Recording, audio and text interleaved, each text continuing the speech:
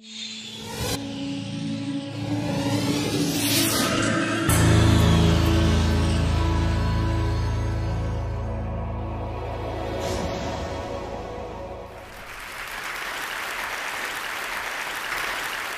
this is a story of a place that I now call home.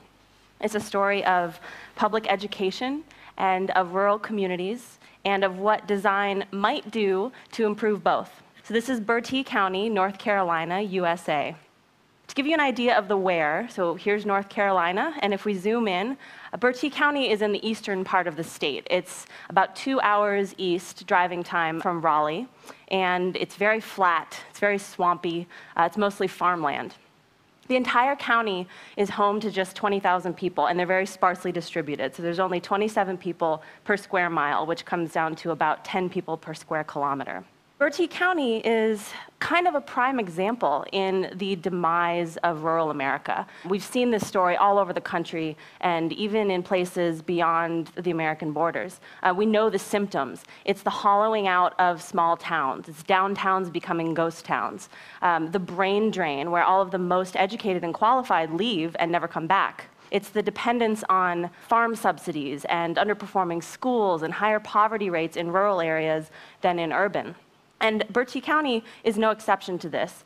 Perhaps the biggest thing that it struggles with, like many communities similar to it, is that there's no shared collective investment in the future of rural communities. Only 6.8% of all our philanthropic giving in the US right now benefits rural communities, and yet 20% of our population lives there.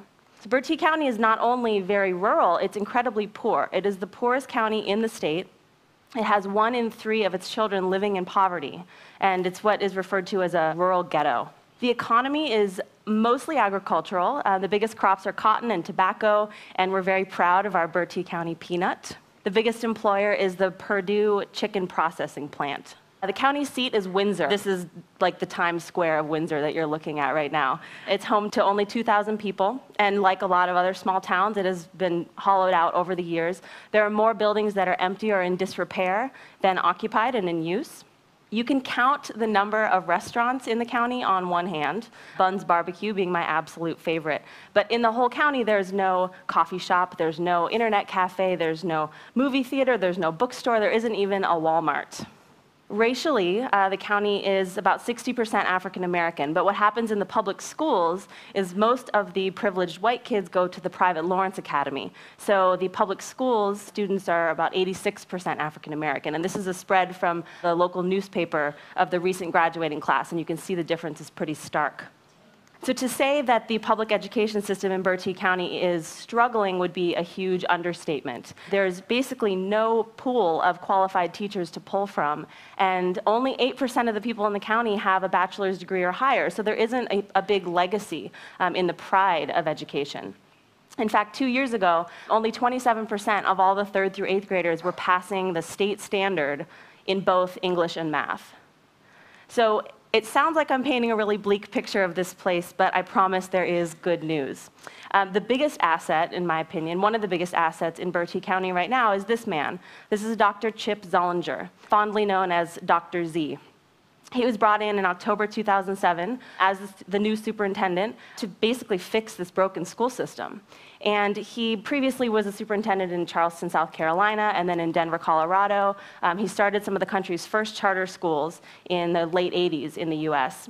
And he is an absolute renegade and a visionary, and he is the reason that I now live and work there. So in February 2009, Dr. Zollinger invited us, Project H Design, which is a nonprofit design firm that I founded, to come to Bertie and to partner with him on the repair of this school district and to bring a design perspective to the repair of the school district. And he invited us in particular because we have a very specific type of design process, one that results in appropriate design solutions in places that don't usually have access to design services or creative capital. Specifically, we use these 6 design directives, probably the most important being number 2, we design with, not for, in that when we're doing humanitarian-focused design, it's not about designing for clients anymore, it's about designing with people and letting appropriate solutions emerge from within. So at the time of being invited down there, we were based in San Francisco. And so we were going back and forth for basically the rest of 2009, spending about half our time in Bertie County. And when I say we, I mean Project H, but more specifically, I mean myself and my partner, Matthew Miller, who's an architect and a sort of MacGyver-type builder. So fast forward to today, and we now live there. I have strategically cut Matt's head out of this photo because he would kill me if he knew I was using it because of the sweatsuits. But this is our front porch. We live there. We now call this place home. Over the course of this year that we spent flying back and forth, we realized we had fallen in love with the place. We had fallen in love with the place and the people and the work that we're able to do in a rural place like Bertie County that, as designers and builders, you can't do everywhere. There's space to experiment and to weld and to test things. We have an amazing advocate in Dr. Zollinger. There's a nobility of real hands-on, dirt-under-your-fingernails work. But beyond our personal reasons for wanting to be there, there's a huge need. There is a total vacuum of creative capital in Bertie County. There isn't a single licensed architect in the whole county. And so we saw an opportunity to bring design as this untouched tool, something that Bertie County didn't otherwise have, and to be sort of to usher that in as a new type of tool in their toolkit. The initial goal became using design within the public education system in partnership with Dr. Zollinger. That was why we were there. But beyond that, we recognized that Bertie County as a community was in dire need of a fresh perspective of pride and connectedness, and of the creative capital that they were so much lacking. So the goal became, yes, to apply design within education, but then to figure out how to make education a great vehicle for community development. So in order to do this, we've taken 3 different approaches to the intersection of design and education. And I should say that these are 3 things that we've done in Bertie County, but I feel pretty confident that they could work in a lot of other rural communities around the US and maybe even beyond. So the first of the 3 is design for education. This is the most kind of direct, obvious intersection of the 2 things. It's the physical construction of improved spaces and materials and experiences for teachers and students. This is in response to the awful mobile trailers and the outdated textbooks and the terrible materials that we're building schools out of these days. And so this played out for us in a couple different ways. The first was a series of renovations of computer labs. So traditionally, the computer labs, particularly in an underperforming school like Bertie County, where they have to benchmark test every other week, the computer lab is a kill and drill testing facility. You come in, you face the wall, you take your test, and you leave. So we wanted to change the way that students approach technology to create a more sort of convivial and social space that was more engaging, more accessible, and also to increase the ability for teachers to use these spaces for technology-based instruction. So this is the lab at the high school, and the principal there is like in love with this room. Every time he has visitors, it's the first place that he takes them. And this also meant the co-creation with some teachers of this educational playground system called the Learning Landscape. It allows elementary level students to learn core subjects through gameplay and activity and running around and screaming and being a kid. So this game that the kids are playing here, in this case, they were learning basic multiplication through a game called Match Me. And in Match Me, you take the class, divide it into 2 teams, 1 team on each side of the playground, and the teacher will take a piece of chalk and just write a number on each of the tires. And then she'll call out a math problem, so let's say 4 times 4. And then 1 student from each team has to compete to figure out the 4 times 4 is 16 and find the tire with the 16 on it and sit on it. So the goal is to have all of your teammates sitting on the tires, and then your team wins. And the impact of the Learning Landscape has been pretty surprising and amazing. Some of the classes and teachers have reported higher test scores, a greater comfort level with the material, especially with the boys, that in going outside and playing, they aren't afraid to take on a double-digit multiplication problem. And also that the teachers are able to use these as assessment tools to better gauge how their students are understanding new material. So with design for education, I think the most important thing is to have a shared ownership of the solutions with the teachers so that they have the incentive and the desire to use them. So this is Mr. Perry. He's the assistant superintendent. He came out for one of our teacher training days and won like 5 rounds of Match Me in a row and was very proud of himself.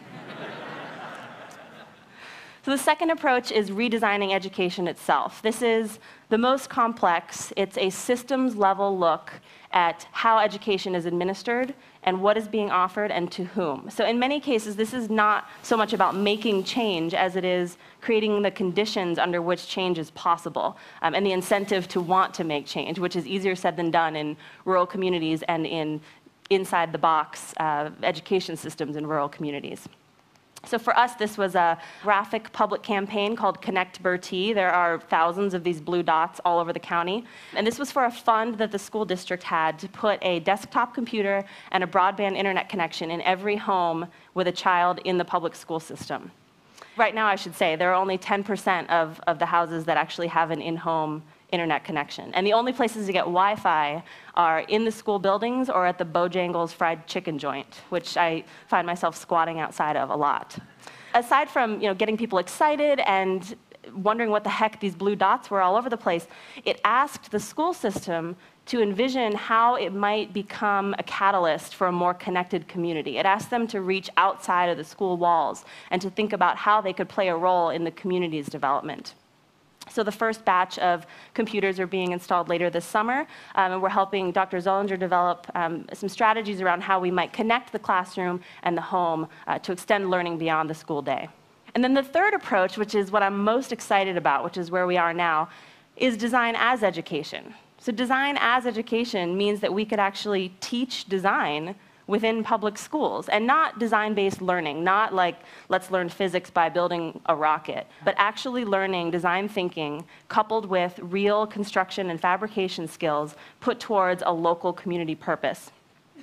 It also means that designers are no longer consultants, but we're teachers, and we are charged with growing creative capital within the next generation. And what design offers as an educational framework is an antidote to all of the boring, rigid, verbal instruction that so many of these school districts are plagued by. It's hands-on, it's in your face, it requires an active engagement, and it allows kids to apply all the core subject learning in real ways.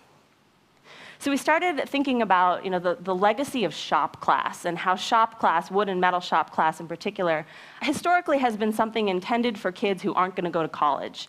It's a vocational training path. It's working class, it's blue collar. The projects are things like, let's make a birdhouse for your mom for Christmas. And in recent decades, a lot of the funding for shop class has gone away entirely. So we thought, what if you could bring back shop class, but this time orient the projects around things that the community needed, and to infuse shop class with a more critical and creative design thinking studio process. So we took this kind of nebulous idea and have worked really closely with Dr. Zollinger for the past year on writing this as a one-year curriculum offered at the high school level to the junior class. And so this starts in 4 weeks and at the end of the summer. And my partner and I, Matthew, and I just went through the arduous and totally convoluted process of getting certified as high school teachers to actually run it. And this is what it looks like. So over the course of 2 semesters, the fall and the spring, the students spend 3 hours a day, every single day, in our 4,500 square foot studio/shop space. And during that time, they're doing everything from going out and doing ethnographic research and doing the need finding, coming back into the studio, doing the brainstorming and design visualization to come up with concepts that might work, and then moving into the shop and actually testing them, building them, prototyping them, figuring out if they are going to work and refining that. And then over the summer, they're offered a summer job. They're paid as employees of Project H to be the construction crew with us to build these projects in the community. So the first project, which will be built next summer, is an open-air farmers market downtown, followed by bus shelters for the school bus system in the 2nd year and home improvements for the elderly in the 3rd year. So these are real visible projects that hopefully the students can point to and say, I built that and I'm proud of it. So I want you to meet 3 of our students. This is Ryan. She is 15 years old. She loves agriculture and wants to be a high school teacher. She wants to go to college, but she wants to come back to Bertie County because that's where her family is from, where she calls home, and she feels very strongly about giving back to this place that she's been fairly fortunate in. So what Studio H might offer her is a way to develop skills so that she might give back in the most meaningful way. This is Eric. He plays for the football team.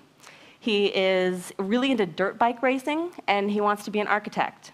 So for him, Studio H offers him a way to develop the skills that he will need as an architect, everything from drafting to wood and metal construction to how to do research for a client.